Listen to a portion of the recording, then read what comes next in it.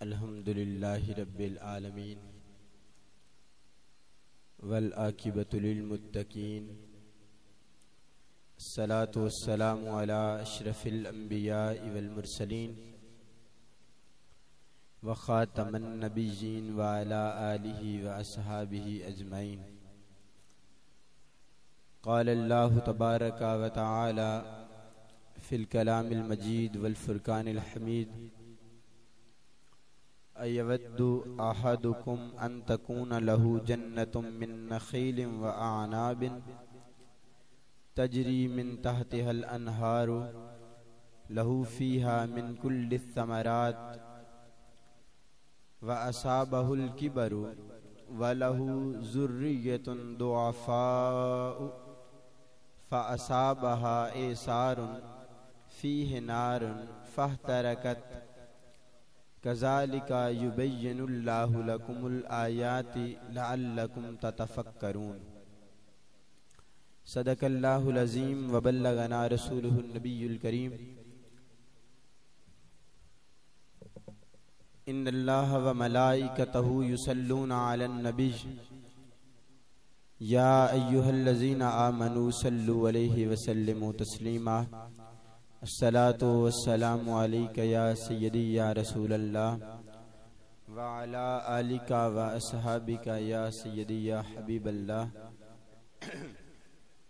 अस्सलातु वस्सलामु अलैका या सय्यदी या रसूलल्लाह व अला आलिका व अस्हाबिका या रहमतल लिल आलमीन। अल्लाह रब्बुल इज़्ज़त का करोड़ मरतबा शुक्र है कि जिस मालिक कायनात खालिक कायनात ने हमें नबी दो आलम सल्लल्लाहु अलैहि वसल्लम का उम्मती बनाया और रमज़ानुल मुबारक जैसी नेमत अता फरमाई कि इस माह मुबारक में हम अल्लाह रब्बुल इज़्ज़त की बारगाह से बख्शिश व माफ़ी तलब कर सकें। और ये महीना अल्लाह रब्बुल इज़्ज़त ने रसूलुल्लाह सल्लल्लाहु अलैहि वसल्लम की उम्मत के गुनाहों की माफ़ी के लिए रखा है। चाहे कोई जिस कदर भी बड़ा गुनहगार हो, जब वो बारगाहे रब्बुल इज़्ज़त में अपनी झोली को फैलाएगा, माफ़ी का तलबगार होगा, तो ज़रूर बर ज़रूर उसको माफ़ी अता की जाएगी। और ये जो रमज़ानुल मुबारक का आखिरी जुम्मा, जिसे जुम्मतुल विदा के नाम से याद किया जाता है, इसमें हम अपना मुहासबा करते हैं। हदीस पाक है, रसूलुल्लाह सल्लल्लाहु अलैहि वसल्लम ने इरशाद फरमाया, अपना मुहासबा करो इससे पहले कि तुम्हारा मुहासबा किया जाए। अपना हिसाब लगाओ इससे पहले कि तुम्हारा हिसाब किया जाए। बंदा खुद देख ले कि वो किस सूरत में चल रहा है, किस हालत में चल रहा है। क्या उसकी जो हालत है वो उसे कामयाबी की तरफ ले जाने वाली है या नाकामी की तरफ ले जाने वाली है। ये रहमतें, ये अज़मतें, ये मेहरबानियां अल्लाह रब्बुल इज़्ज़त ने रसूलुल्लाह सल्लल्लाहु अलैहि वसल्लम की वजह से अता फरमाई हैं।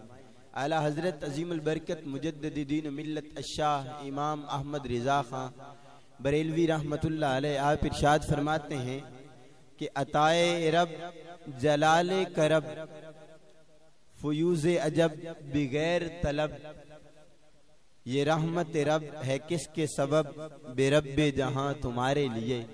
कि ये रमज़ानुल मुबारक की नेमत और इसके अलावा जितनी रहमतें और नेमतें अता की गई हैं, वो सारी की सारी रहमतें और नेमतें रसूलुल्लाह सल्लल्लाहु अलैहि वसल्लम की वजह से अता की गई।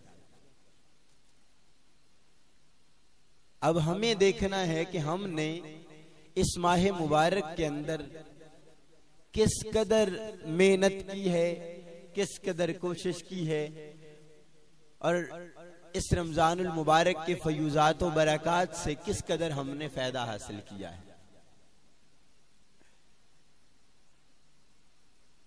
चूंकि 2-4 दिन बाकी हैं रमजान शरीफ के खत्म होने के, तो अब इस वक्त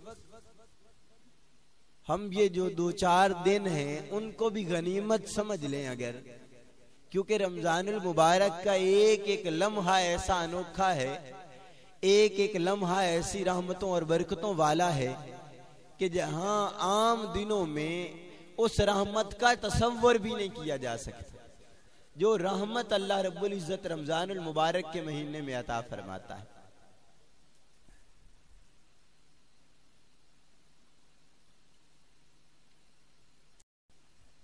इसी जुम्मतुल मुबारक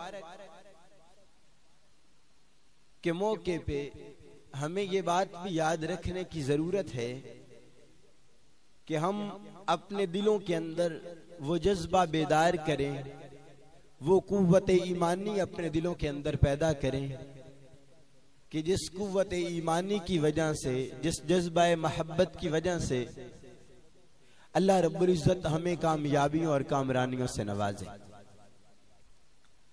हदीस पाक है, सैयदना अबू अय्यूब अंसारी रदियल्लाहु ताला अन्हु आप रिवायत फरमाते हैं कि एक शख्स बारगाहे मुस्तफ़ा सल्लल्लाहु अलैहि वसल्लम में हाजिर हुआ।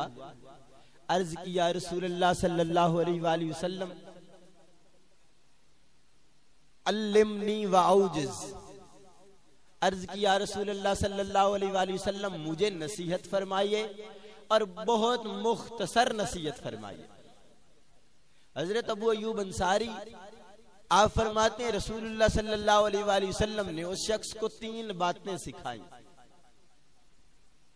और ये 3 बातें ऐसी 3 बातें हैं जो इंसान की पूरी जिंदगी को अपने इहाते के अंदर लिए हुए। चूंकि आपके इल्म में होना चाहिए कि रसूलुल्लाह सल्लल्लाहु अलैहि वसल्लम की ये शान है, अल्लाह ने आपको ये अजमत अता की है कि आप गुफ्तगू फरमाते हैं तो लफ्ज थोड़े होते हैं लेकिन उसके अंदर मानी का समंदर होता है। तो रसूलुल्लाह सल्लल्लाहु अलैहि वसल्लम ने वो 3 बातें इरशाद फरमाई। पहले इरशाद फरमाया, इज़ा कुम्त फी सलातिक फसल्ली सलात मुवद्दिन। इरशाद फरमाया, जब तू नमाज के लिए खड़ा हो तो इस तरह नमाज पढ़ जिस तरह कोई आदमी अलविदाई नमाज पढ़ रहा हो। क्या मतलब था? इरशाद फरमाने का मतलब ये था कि तू इस तरीके से नमाज पढ़ कि गोया कि ये जिंदगी की तेरी आखिरी नमाज है, और जब किसी को पता चल जाए कि मेरी जिंदगी की ये आखिरी नमाज है तो वो किस अंदाज से पढ़ेगा। फरमाया, जब हर नमाज को आखिरी नमाज जान के पढ़ा जाएगा, हर नमाज को आखिरी नमाज तसव्वुर करके पढ़ा जाएगा, तो फिर अल्लाह रब्बुल इज्जत उसके अंदर लुत्फ और सरूर दुबाला फरमा देगा। उसकी जो रहमतें हैं, उसकी जो अजमतें हैं, उसकी जो बरक़ात हैं, वो अल्लाह नसीब फरमाएगा। जो पहली नसीहत फरमाई कि जो जब तू नमाज पढ़े तो इस तरह नमाज पढ़ जिस तरह तेरी जिंदगी की आखिरी नमाज। दूसरी नसीहत जो रसूलुल्लाह सल्लल्लाहु अलैहि वसल्लम ने इरशाद फरमाई, फरमाया, वला तकल्लम बिकलामिन ताज़िरु मिन। फरमाया, कोई ऐसी बात न कर कि जिस बात की वजह से तुम्हें बाद में माजरत करनी पड़ जाए। कोई ऐसा कलाम न कर, कोई ऐसी गुफ्तगू न कर, कोई ऐसी फजूल बातें और बहसें न करो कि जिन फजूल बातों और बहसों की वजह से तुम लोगों से माफी तलब करते फिरो। बल्कि जब भी बात करना चाहो पहले सोचो, क्या मैं ये बात कर रहा हूं, क्या मेरे हक में ये बात बेहतर है, क्या ये मेरे हक में बात दुरुस्त है। पहले अपने आप का मुहासबा करो, पहले अपने आप को चेक करो कि ये जो बात करने जा रहा हूं क्या ये बात मेरे लिए नफामंद है, फायदा बख्श है। अगर तो उसका ये रुतबा मकाम हो उस बात का तो फिर वो बात की जाए, वगरना उस बात से रुक जाया। और तीसरी नसीहत जो रहमत कौनैन सरवर दो आलम सल्लल्लाहु अलैहि वसल्लम ने इरशाद फरमाई, फरमाया, वाजमिल या साम्मा फी ऐदिन नास। फरमाया, जो कुछ लोगों के पास है उससे गनी हो जा। फरमाया, उससे मायूस हो जा कि तू ये दिल के अंदर पक्की तसल्ली कर ले कि जो कुछ लोगों के पास है उससे मेरा कोई हिस्सा नहीं। जब तू इस तरह कनात कर लेगा तो फिर तेरा रब तुझे इतना अता करेगा कि तेरे वहमो गुमान में भी वो बात नहीं आ सके। अल्लाह रब्बुल इज्जत का तरीका यही है कि जब इंसान तवक्कुल कर लेता है, जब इंसान हिम्मत करता है, जब इंसान कोशिश करता है, तो फिर रब की रहमत उस पे ऐसी रहमतें नाज़िल फरमाती है। अल्लाह रब्बुल इज्जत उसके लिए ऐसे गैब के खजाने खोल देता है कि उसकी सारी की सारी ख्वाहिशात और उम्मीदें उसकी पूरी हो जाया करती। लेकिन जब बंदा लोगों पे किनात करता है, जब बंदा लोगों की तरफ देखता है, जब बंदे के दिल के अंदर लोग होते हैं, तो फिर ये बात याद रखें कि अल्लाह रब्बुल इज्जत लोगों के दिलों की बातों को जानने वाला है।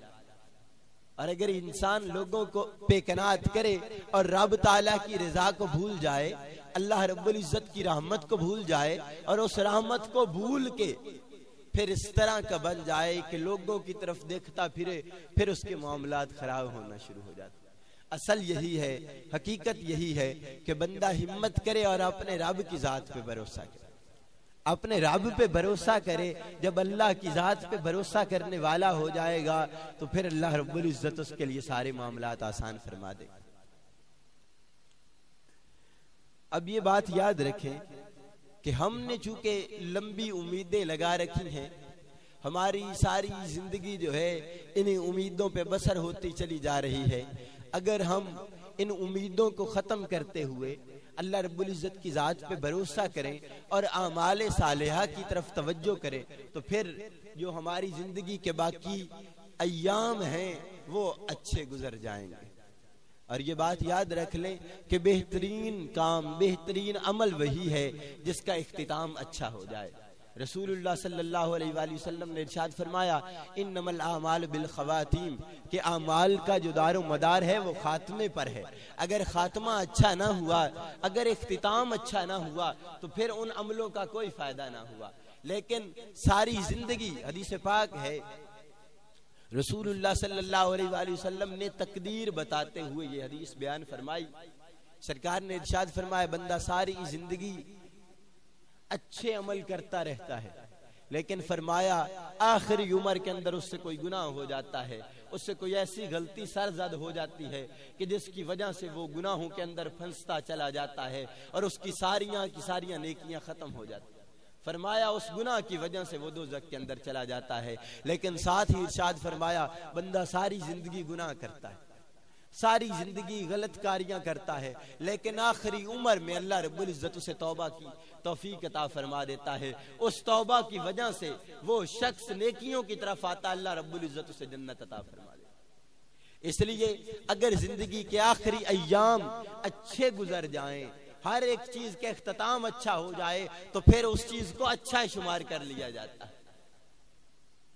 इसीलिए इख्तिताम के बारे में यही कहा गया है कि हम अपने इन दिनों को खूब संवार लें। जो बाकी 3-4 दिन 5 बाकी बच गए हैं, हम इन दिनों के ऊपर मेहनत करें, हिम्मत करें और इन दिनों को खूब संवार लें।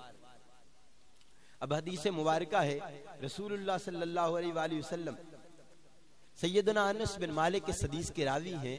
आप इरशाद फरमाते हैं, जब रसूलुल्लाह सल्लल्लाहु अलैहि वसल्लम आप नमाज पढ़ाते तो नमाज के बाद आप दुआ फरमाया करते। क्या दुआ इरशाद फरमाते अल्लाहुम्मा जअल खैरा उम्री आखिरा। आप इरशाद फरमाते, या अल्लाह मेरी उम्र का आखिरी हिस्सा बेहतर फरमा दे।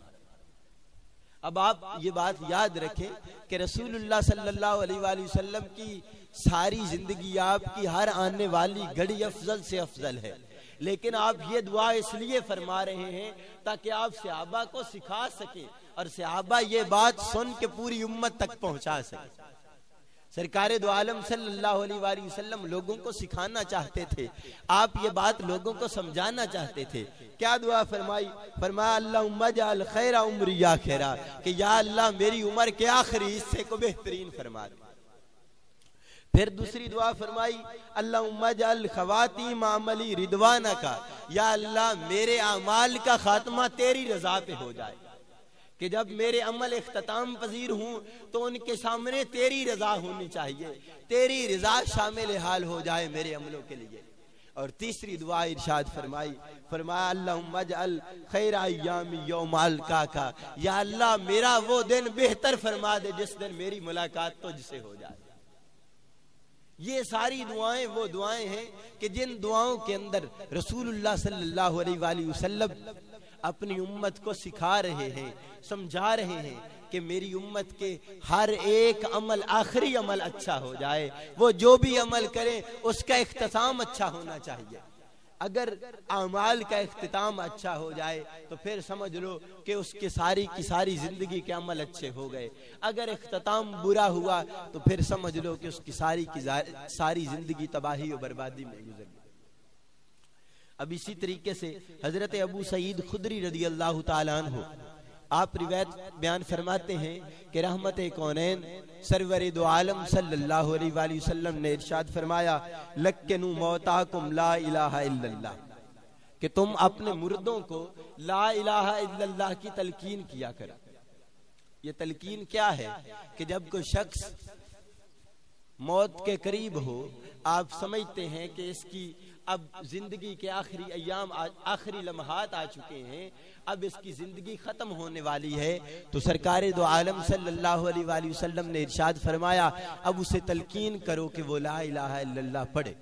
तलकीन करने का तरीका इरशाद फरमा दिया, फरमाया बेहतरीन तरीका ये है कि उसके पास ऊंची आवाज से ला इलाहा इल्लल्लाह पढ़ना शुरू कर दो। जब तुम कलिमा शरीफ का विर्द करना शुरू करोगे तो अल्लाह रब्बुल इज्जत उसकी बरकत से उसकी जुबान पे भी कलिमा शरीफ जारी फरमा देगा।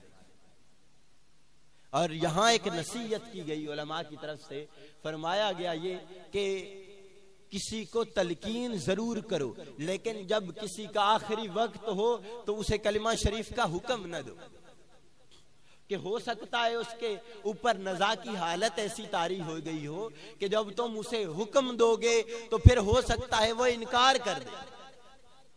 तो अगर इनकार कर देगा तो कलिमा शरीफ के इनकार करने की वजह से वो कुफ्र के अंदर चला जाएगा। इसलिए उसके पास सिर्फ कलिमा शरीफ की तलकीन करो, ऊंची ऊंची आवाज के अंदर कलिमा शरीफ पढ़ो। अब जब ये रिवायत बयान की गई तो इसी रिवायत के दूसरे हिस्से को हजरत मुआज बिन जबल रदी अल्लाह ताला अन्हु रिवायत कर रहे हैं। वो फरमाते हैं कि रसूलुल्लाह सल्लल्लाहु अलैहि वसल्लम ने इरशाद फरमाया, मन काना आखिरु कलामिही ला इलाहा इल्लल्लाह दखलल जन्नह, फरमाया जिसकी जिंदगी का आखिरी कलाम ला इलाहा इल्लल्लाह मुहम्मदुर रसूलुल्लाह हो गया, अल्लाह रब्बुल इज्जत उसे जन्नत में दाखिल फरमा दे।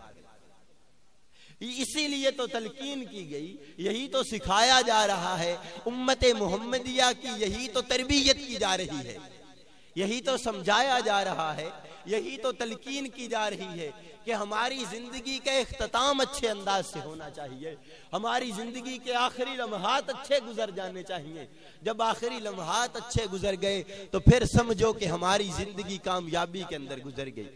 लेकिन अगर आखिरी लम्हात हम जाया कर बैठे तो फिर ये बात समझ लेनी चाहिए कि हमने अपनी जिंदगी को जाया कर दिया, हमारी जिंदगी फजूल कामों के अंदर गुजर गई। इसलिए जो आखिरी अय्याम रमजानुल मुबारक के रहते हैं, हमें कोशिश करनी चाहिए कि हम इन आखिरी अय्याम के अंदर कोशिश करें, हिम्मत करें और आखिरी अय्याम को जाया ना होने दें, बल्कि इन दिनों के अंदर हम कोशिश करके अल्लाह रब्बुल इज्जत की बारगाह से बख्शिश व मगफिरत की तलब करें।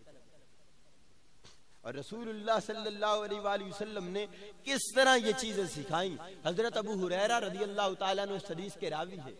आप इरशाद फरमाते हैं, कोई शख्स मजलिस के अंदर बैठता है, फरमाया उससे बड़ी गलतियां हो जाती हैं गुफ्तगू करने के दौरान।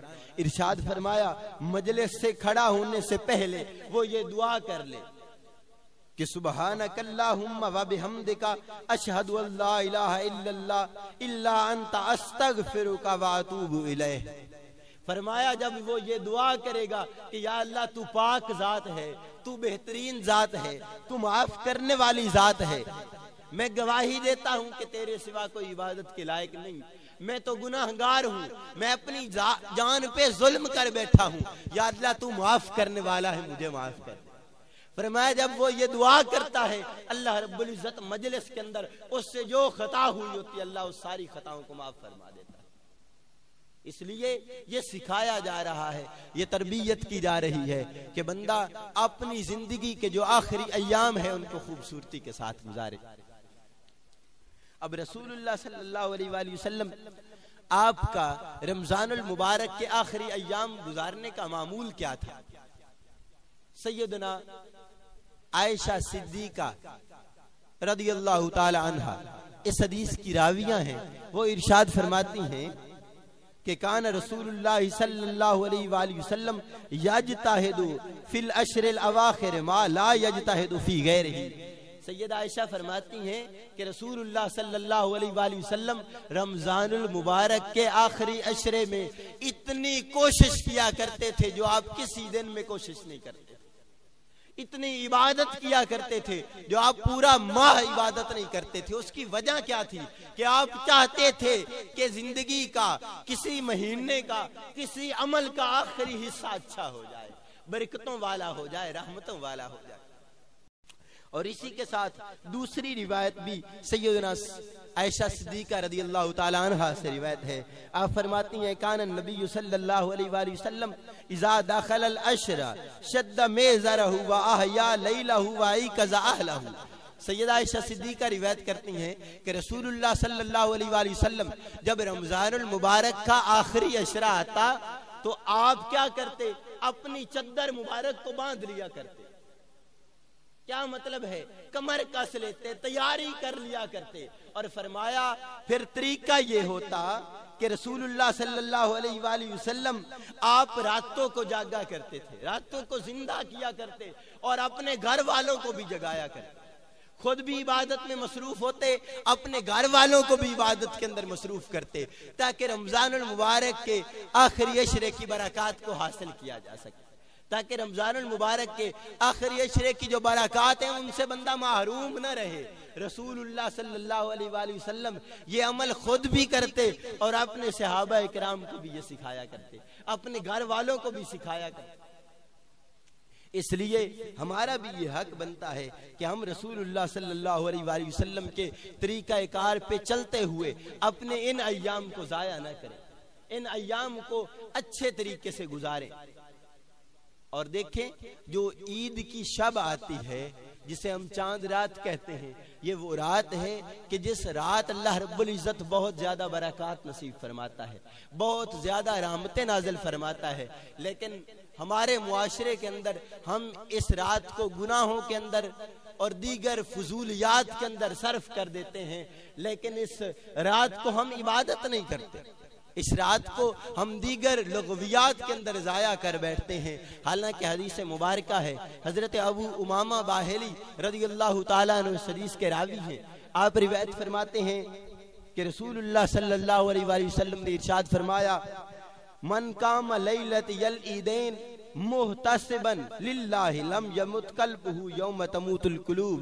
रसूलुल्लाह सल्लल्लाहु अलैहि वसल्लम ने इरशाद फरमाया कि ईद उल फित्र की रात हो चाहे ईद उल अजहा की रात हो, सरकार ने इरशाद फरमाया जो इन दो रातों को जाया नहीं करता, इन दो रातों के अंदर अल्लाह रब्बुल इज़्ज़त की रिज़ा को तलब करते हुए इबादत करता है, अल्लाह रब्बुल इज़्ज़त उसके दिल को जिंदा फरमा देता है।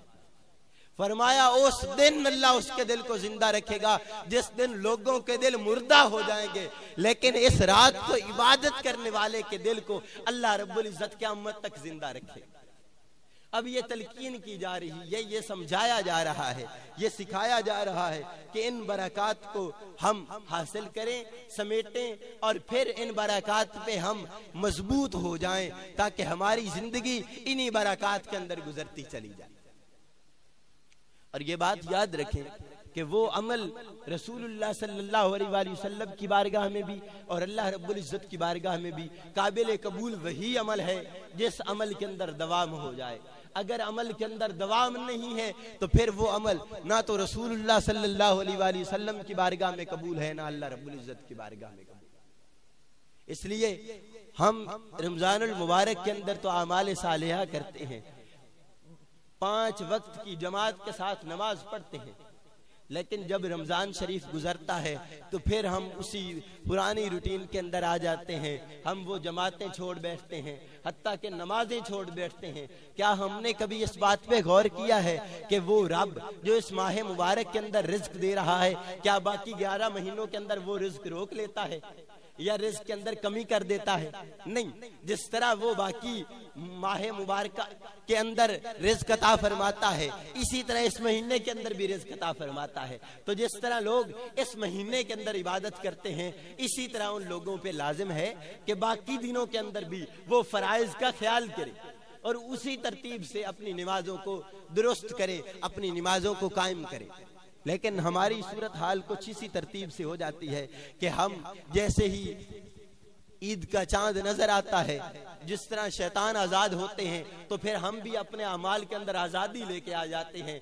इसी तरीके से हम अपने आप को खुला कर लेते हैं और जो फराइज हमारे जिम्मे हैं, हम उन फराइज के अंदर कोताही करना शुरू कर देते हैं। लेकिन ये तरीका मुसलमानों वाला तरीका नहीं है, ये इस्लाम वाला तरीका नहीं है। इस्लाम ने तो बड़ी रहनुमाई फरमाई है, बड़ी खूबसूरती दी है, बड़ा अच्छा अंदाज सिखाया है। हदीस पाक है, सैयदा आयशा सिद्दीका रदी अल्लाह ताला अन्हा, आप इस हदीस की रावियां हैं। आप इरशाद फरमाती हैं कि मैंने खातमुन नबीयीन सल्लल्लाहु अलैहि वसल्लम से सवाल किया, अर्ज की या रसूल अल्लाह सल्लल्लाहु अलैहि वसल्लम अय्युल आमाल अहब्बु इलल्लाह, के बारगाह रब्बुल इज्जत में सबसे अफजल और सबसे पसंदीदा अमल कौन सा है? तो रसूलुल्लाह सल्लल्लाहु अलैहि वसल्लम ने इरशाद फरमाया अदवा मुहावैन कल्ला, फरमाया कि अल्लाह रब्बुल इज्जत की बारगाह के अंदर सबसे पसंदीदा अमल वो है जो दायमी हो, चाहे थोड़ा भी क्यों ना। कि थोड़ा अमल बंदा करना शुरू करे लेकिन वो अमल दवाम वाला हो, उस पे बंदा हमेशगी इख्तियार करे, तो हमेशगी इख्तियार करने की वजह से वो अमल अल्लाह रब्बुल इज्जत की बारगाह के अंदर पसंदीदा हो जाएगा। लेकिन बंदा अमल करना शुरू करता है लेकिन कुछ ही अरसे के बाद उसको तर्क कर देता है, छोड़ देता है, तो फिर उसी के बारे में अल्लाह रब्बुल इज्जत ने कुरान मजीद में ये आयत मुबारका नाज़िल करी जिसको मैंने पढ़ा।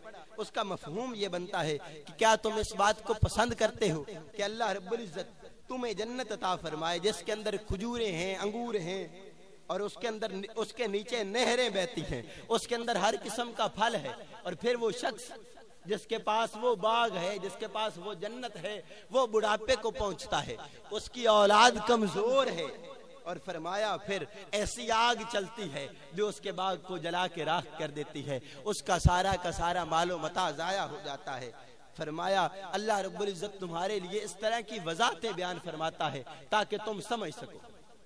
अब जब ये आयत मुबारका नाज़िल हुई तो इस आयत मुबारका के बारे में हजरत फारूक आजम रदी अल्लाह ताला अन्हु से पूछा गया कि हुजूर इस आयत का मफहूम क्या बनता है, इसका मतलब और माना क्या बनता है? तो आपने इरशाद फरमाया इसका मतलब और माना ये बनता है कि बंदा सारी जिंदगी नेक अमल करता रहता है लेकिन अपनी जिंदगी के आखिरी अय्याम को जाया कर लेता है, अपनी जिंदगी के आखिरी अय्याम को गुनाहों के अंदर, गुनाहों की दलदल के अंदर फंसा लेता है। जब अपनी जिंदगी के आखिरी अय्याम इस तरतीब से जाया करता है तो फिर फरमाया उसकी मिसाल ये बयान की गई है जिसे बाग अता किया गया था और उसने अपने बाग को जाया कर दिया। इसलिए फरमाया अपनी जिंदगी के आखिरी अय्याम को खूबसूरत कर लो, अच्छा कर लो, ताकि तुम्हारी सारी की सारी जिंदगी संवर जाए, ताकि तुम्हारे सारे के सारे मामलात खूबसूरत हो जाए। इसलिए आए कोशिश करें कि रमजानुल मुबारक की ये जो बाकी बाबरकत घड़ियां हमारे पास मौजूद हैं, हम इनको जाया होने से बचा लें, हम इनको अच्छे अंदाज से, अच्छे तरीके से इनके अंदर इबादत करें, रियाजत करें, ताकि अल्लाह रब्बुल इज्जत इनकी बरक़ात हमें नसीब फरमाए। हदीस पाक का मफहूम ये है, रसूलुल्लाह सल्लल्लाहु अलैहि वसल्लम ने इरशाद फरमाया, हजरत अबू हुरैरा हदीस के रावी हैं, फरमाया मन यकुम लैलतल कद्र ईमानन व इहतिसाबन गुफिर लहू मा तक़द्दम मिन ज़म्बिही। सरकार दो आलम सल्लल्लाहु अलैहि वसल्लम ने इरशाद फरमाया जो शख्स लैलतुल कद्र को ईमान के साथ और नेकियों के हुसूल के साथ इबादत के अंदर गुजारता है, अल्लाह रब्बुल इज्जत उसके सारे के सारे पहले गुनाह माफ फरमा देता है। तो ये बरक़ात हैं कि हम इन बरक़ात को ज़ाया होने से बचाएं। कोशिश करें अपने जो बाकी दिन बच गए हैं रमज़ान शरीफ के, उन दिनों को इबादत के अंदर गुजार लें, उन दिनों को हम नेकियों के अंदर गुजारें, ताकि वो हमारे दिन अच्छे गुजर जाएं और उसकी बरक़ात हमें पूरा साल मिलती रहे। आखिर के अंदर ये बात याद रखें कि ये जो माह मुबारक है, इस माह मुबारक के अंदर लोग ज़कात अदा करते हैं, लोग सदक़तुल फ़ित्र अदा करते हैं, और अभी फसल भी करीब है तो उशर भी अदा किया जाता है। हदीस पाक है, सैयदना अब्दुल्लाह बिन अब्बास रज़ियल्लाहु ताला अन्हु इस हदीस के रावी हैं। आप इरशाद फरमाते हैं, रसूलुल्लाह सल्लल्लाहु अलैहि वसल्लम ने फरद रसूलुल्लाह सल्लल्लाहु अलैहि वसल्लम ज़कातल फ़ित्र तोहरन लिस्साइमे मिनल लग़्वी वर्रफ़से व तुमतन लिल मसाकीन। इरशाद फरमाया कि रसूलुल्लाह सल्लल्लाहु अलैहि वसल्लम ने सदक़तुल फ़ित्र को रोजेदार पे लाजिम कर दिया है। किस लिए? ताकि इस सदक़तुल फ़ित्र की वजह से उसके रोज़ों के अंदर जो खराबी हो गई है, जो रोज़ों के अंदर कमी बेशी हो गई है, अल्लाह रब्बुल इज़्ज़त उस कमी बेशी को पूरा कर दे और उनके गुनाहों को पाक कर दे। और फरमाया दूसरा मकसद क्या इरशाद फरमाया? फरमाया ताकि इसके जरिए मसाकीन का खाना पूरा हो जाए। अब ये जो सदक़तुल फ़ित्र है ये किस पे लाजिम है? फरमाया हर वो मुसलमान जो साहिब निसाब है, जो 52.5 तोले चांदी या 7.5 तोले सोने का मालिक है या उसकी कीमत का मालिक है, तो उस पे सदक़तुल फ़ित्र लाजिम है। अब फरमाया किस शख्स पे लाजिम है? जो बालिग है उस पे अपनी जात के लिए, अगर वो शादीशुदा है तो उसकी जो नाबालिग औलाद है उसकी तरफ से उस पे सदक़तुल फ़ित्र अदा करना लाजिम है। इसी तरह फरमाया हर उस शख्स को सदक़तुल फ़ित्र अदा करना जायज है जो सदक़तुल फ़ित्र अदा नहीं कर सकता। जो साहिब निसाब नहीं है उसको सदक़तुल फ़ित्र अदा करना दुरुस्त है। और फरमाया ये बात भी याद रखें कि इसकी अदायगी कितनी होनी चाहिए। फरमाया अपनी माली हैसियत के मुताबिक, अगर कोई शख्स मुनासिब साहिब निसाब है जो सिर्फ अपना गुजारा कर रहा लेकिन है साहिब निसाब, तो उसके लिए यह है कि वो 2 किलो गंदम अदा कर दे। लेकिन जो जिसके पास ज्यादा पैसे हैं तो फिर उनके लिए भी बयान फरमाया गया कि वो 4 किलो खजूर अदा करें, या फरमाया 4 किलो किशमिश या जो या उनकी कीमत अदा कर दे। तो ये बयान फरमा दिया गया। फिर ये बात याद रखें कि जो उशर वाला मामला है, तो उशर जो है वो हर उस शख्स पे लाजिम है कि जो अपनी फसल को काश्त करता है और अल्लाह रब्बुल इज़्ज़त उस पे एहसान फरमाते हुए उसकी फसल के अंदर खूबसूरत जो उसे रिज़्क़ अता फरमा देता है। अब उशर है कितना? अगर कोई शख्स फसल काश्त कर रहा है और उसका पानी वो खुद लगाता है ट्यूबवेल के जरिए, या जो नहरी पानी है उस तरतीब से पानी लगाया जाता है, तो फिर 20वां हिस्सा है कि जो वो फसल उठाए तो उसका 20वां हिस्सा अल्लाह रब्बुल इज़्ज़त के रास्ते में खर्च करे। अगर कुछ ऐसे इलाके हैं जहाँ पे सिर्फ बारिश का पानी पहुँचता है, वहाँ नहरी निज़ाम नहीं है या वहाँ ये मोटर वाला ट्यूबवेल वाला निज़ाम नहीं है, तो फिर वहाँ 10वां हिस्सा है। अब उशर अदा करते हुए ये बात ज़हन नशीन रखनी चाहिए कि हम अपने करीबी और गरीब रिश्तेदारों को सबसे पहले उशर दें, अपने पड़ोसियों को। इसी तरह सदक़तुल फ़ित्र के अंदर भी ये बात याद रखें कि अपने करीबी और गरीब रिश्तेदारों को और अपने पड़ोसियों को दें, ताकि वो ईद की खुशियों के अंदर हमारे साथ शरीक हो सके। लोग इस तरीके से करते हैं कि जब सदक़तुल फ़ित्र अदा करना ही है, एक शख्स पे लाजिम है, तो वो कोशिश करे कि ईद से 10 दिन पहले दे ले, ताकि वो गरीब लोग वो भी अच्छे कपड़े खरीद सकें, वो भी हमारे साथ खुशियों के अंदर शामिल हो सकें। लेकिन हम कोशिश करते हैं ईद वाले दिन ही, और बाद लोग तो ये भी भूल जाते हैं कि सदक़तुल फ़ित्र अदा करना भी है कि नहीं करना। इसी तरह उशर की अदायगी के अंदर भी ये बात लाजिम याद रखें कि कोशिश करें अपने करीबी रिश्तेदारों को, अपने पड़ोसियों को अपने गरीब दोस्तों अहबाब को हम उशर अदा करें। इसी तरीके से ज़कात अदा की जाए ताकि वो लोग अमीर हो जाएं और हमारे साथ वो भी खुशियों के अंदर शरीक हो जाएं। इमाम मोहम्मद रहमतुल्लाह ताला अलैह आप इरशाद फरमाया करते थे कि मेरा दिल ये करता है कि मैं गरीब को इतनी ज़कात दूं कि वो भी अमीर हो जाए और आगे लोगों को ज़कात देना शुरू कर दे।